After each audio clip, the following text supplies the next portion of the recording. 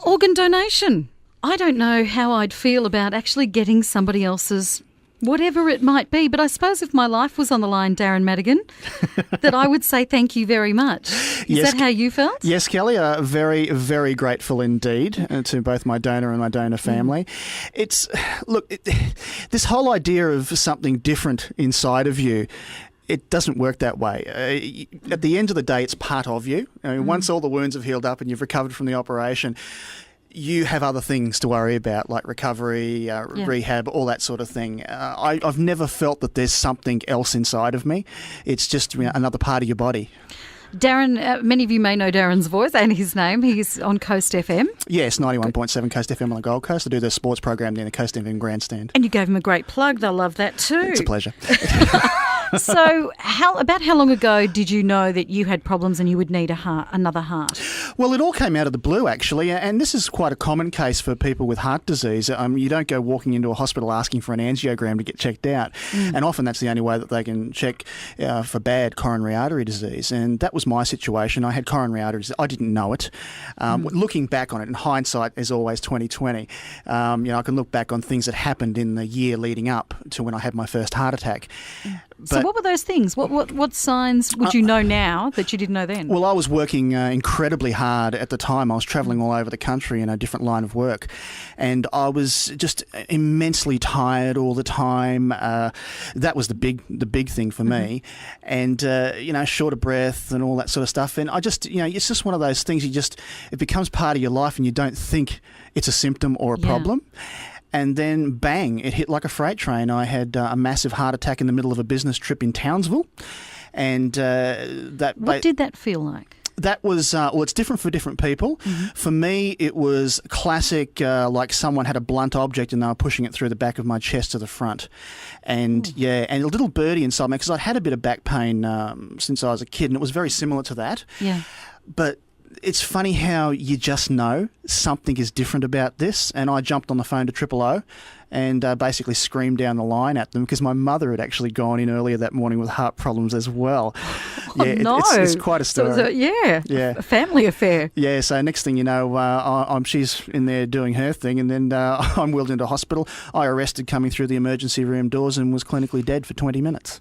20 minutes? 20 minutes. I know, it's a big call. 20 minutes. Yes. Yeah. Best case scenario, I probably should have been very, very badly brain damaged. Worst case, of course, not here. Something amazing happened. Why didn't that happen? Well, do they know? Incredible CPR. Really, really great job by the AMBOs. The emergency unit there at TGH, as at most hospitals, Townsville General. Yeah. There's a lot of hospitals around the place get a lot of bad press for different things. But one thing you say about Australian hospitals in general, when it comes to cardiac matters and emergency rooms, they're very, very good. And they got me back. They stabilised me. It was a Sunday afternoon of all things, and one of their better doctors. And the great thing about that hospital too, and this is one of the things I've had a beef down through the years, is that outside of Brisbane and Townsville, they have a catheter suite there, so they were able to wheel me straight in and physically unblock the artery and save me. And I had another one 5 days later whilst in the hospital. And that 5 days later? Yeah. Did you know that was possibly an option? The second heart attack. Did someone say, we've got to be a bit careful because you might have another one? No, not at all, because the first 2 days I was in an induced coma. I had made this miraculous recovery within 5 days. I was induced for 2 days to give my body a rest. So they had all these things, wires in and out of me and all sorts of stuff. So they induced me in a coma. It also helped too that I wasn't moving around and stuff. And I went through cardiac care, intensive care cardiac care, and into the general ward by the Friday. And I bear in mind I had the heart attack on a Sunday, and then that Friday afternoon or night time, whenever it was, I had another major one whilst in the ward. Okay, so what happened with that second one?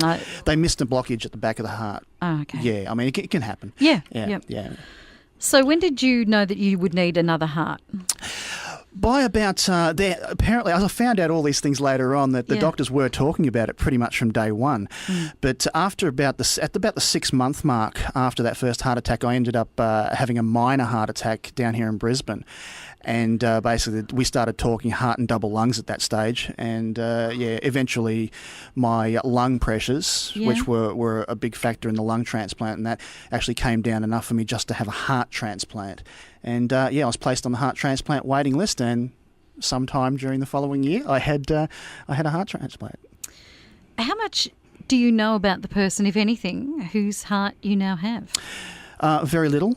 Very little. There's legislation in place to keep anonymity. There has been a letter written, and once again, From very that vague. person or from you? From the family. From the family, from sorry. The family. From that person, that'd pardon be impressive. me. Yes, it would have been. Yeah. So from the family. Yeah, but it's deliberately vague, and there are good reasons for that. I mean, you're dealing with people, human beings' feelings here. Yeah, and there's, I suppose, the families and yours. Yeah, exactly. And I mean, I'm a broadcaster like yourself, and I was back on air within 2.5 weeks after the transplant. God forbid we shouldn't be anywhere near a microphone, Darren. And I'm sitting there thanking everyone in the world. The last thing I was going to do was mention dates or anything like that, because there are so few heart transplants done in this state, and Prince Charles Hospital handles them for Queensland and a fair whack of the country as well. And it's about 15 to 16 transplants done on average per year, down through the year. So it wouldn't take too much to put two and two together to figure out who died when. And someone's grieving.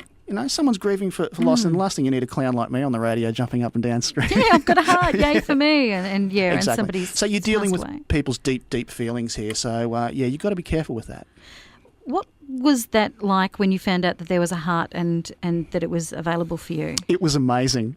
It was amazing because we had all these plans in place. I got a couple of very, very dear friends of mine, and a couple of my best mates who were like rocks through the whole thing. It was just amazing. And we had all these plans in place that, if the call comes, I won't have to jump in my car. They'll come and get me, and they'll get me into hospital. Well, you wouldn't believe it. Every single plan fell on its ear that night. They do. I've got the call. It's like having a baby. Well, it's not something I can talk No, from but experience. every plan falls on its bum. About 7-ish, I got the call, and it was basically a case of, have you taken your medication?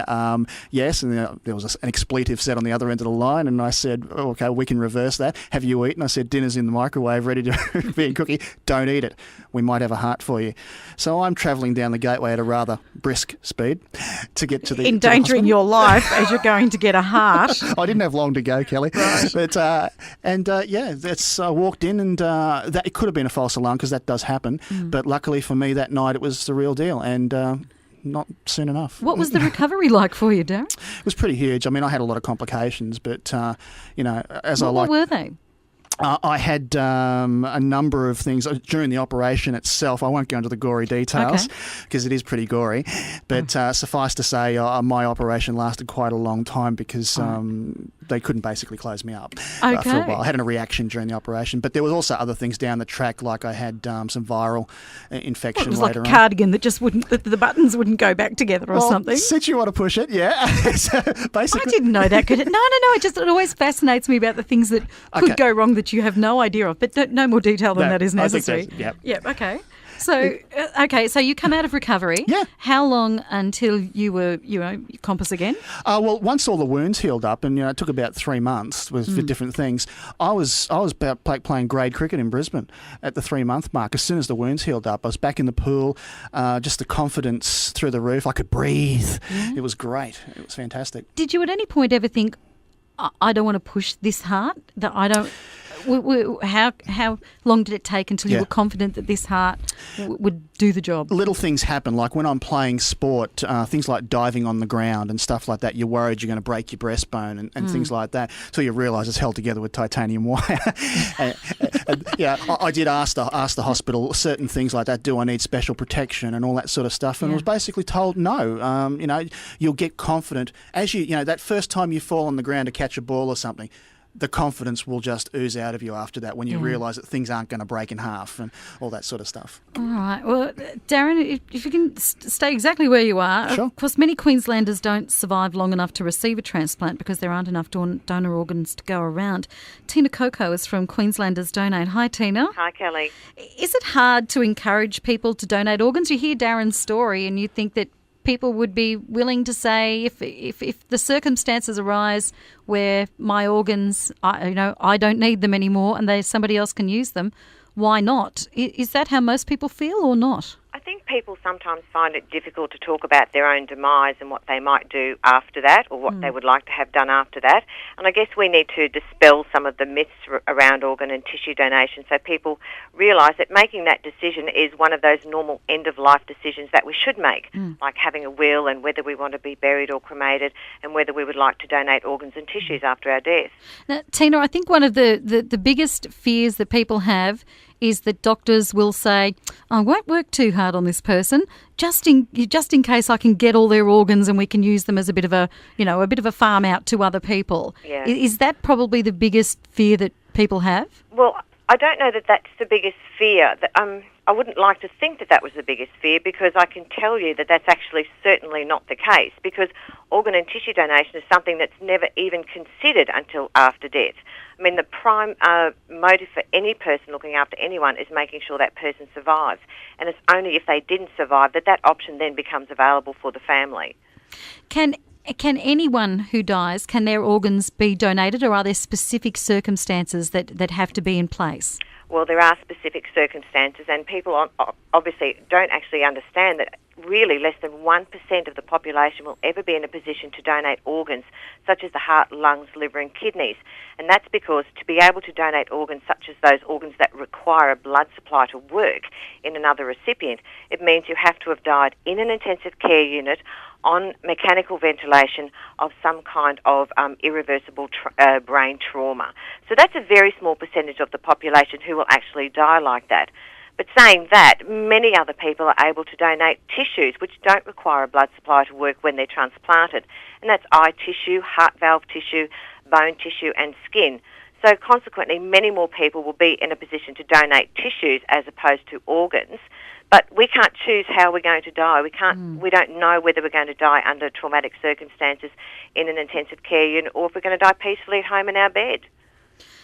So is there any way of ensuring our organs can be donated if we do die and the circumstances are right? Can we make it an absolute or not? Well, kind of, and yes, I need to explain that. The most important thing you can do is to tell your family your wishes, because it is very rare that families will actually override your known wishes. If you've had that discussion and said, this is what I want to do, this is what I'd like to donate, very rarely will families override your known wish, because that's the last thing they can do for you. And then you need to take the next step, and that's actually formalise your decision. And we actually encourage everyone to actually register on the Australian Organ Donor Register, because then if there's not been a discussion with that family, having your registration on the register will be able to help the family know that that's what you wanted, and then they can then, when the family's asked to support your decision for donation, they can happily do so, knowing that you've actually taken that physical step of signing on to the register. Because a family, even if you have signed up to the organ donor register and everything else is in place, if the family says no, come crunch time, it's no. It's no. It's no. And I know that sounds a little harsh because people say, well, this is my decision. But clearly your family, and it's kind of weird because you kind of have to really look after the family. You're gone, and even though it was your decision, we still need to look after the family. And any patient that's cared for in an intensive care unit, you're not just looking after the patient, but you're also caring for the entire family. It's a whole team approach, I guess, and so we need to care for those people who are left behind. And the last thing you want to do is to unnecessarily, upset this family even more than they are for just having lost you. Yeah. Tina, yesterday we had a caller who said we should just have legislation saying that if organs can be donated, they just should be. Somebody else mentioned that in France they have an opt-out situation where the organs will be donated unless you deliberately opt out. Is that something you'd like to see introduced in Australia? Well, it's not something for me to make that decision. It actually should be a community decision to consider something like that. But also people, we know that there are many European countries that do have opt-out legislation, which means you are automatically a donor. But if you don't want to be, then you sign your name on the register for no. And therefore that database would actually be much smaller than a database of asking people to actually do the step of signing on to the register. And I guess that's where people become a little bit lax. They might think organ donation's a good thing, and yes, they do, but if they haven't actually taken that step and they don't register and they haven't discussed it with their family, then the answer will be no. But in those countries where they do have that legislation, I can tell you they still discuss donation with the family. Yeah. But it just means it's more proactive and it's more positive for the family knowing that they actually haven't signed a no. Yeah. And it's 21 minutes past 4. Just before we go to news headlines, I want to ask Tina, both you and Darren, the question. This reality TV show, when you first heard about it, what was your first reaction? Darren. Darren, what did you Tina. think as somebody who's had an organ donation? Okay, I think certainly we shouldn't make a value judgment on the 3 people that are trying to get the kidney because they just want to live. As far as the producers go, well, I can't say too much positive about the producers, but what the one positive out of this is I'm sitting in here in this studio and Tina's on the phone. We are talking about this, and it's hard enough to get it out there into the community as it is. I think it's very important that we talk about it, people get on the register and they discuss it, most importantly, with their family and friends. All right, Tina, for you? Well, I would certainly say that it's not a concept that will be supported in Queensland. I assume that from my understanding, and I only know what everyone else has read and heard in the media as well, that the prime reason for this whole show business was to actually get people to discuss organ donation. Yeah, it was actually ratings and money, but as a third element, it probably wasn't a bad one. Well, it's certainly something we would not consider in Queensland. Yeah. Tina Coco, thank you very much. Thank you. Tina Coco from Queenslanders Donate, and Darren Madigan, thank you once again for coming in and telling us about your heart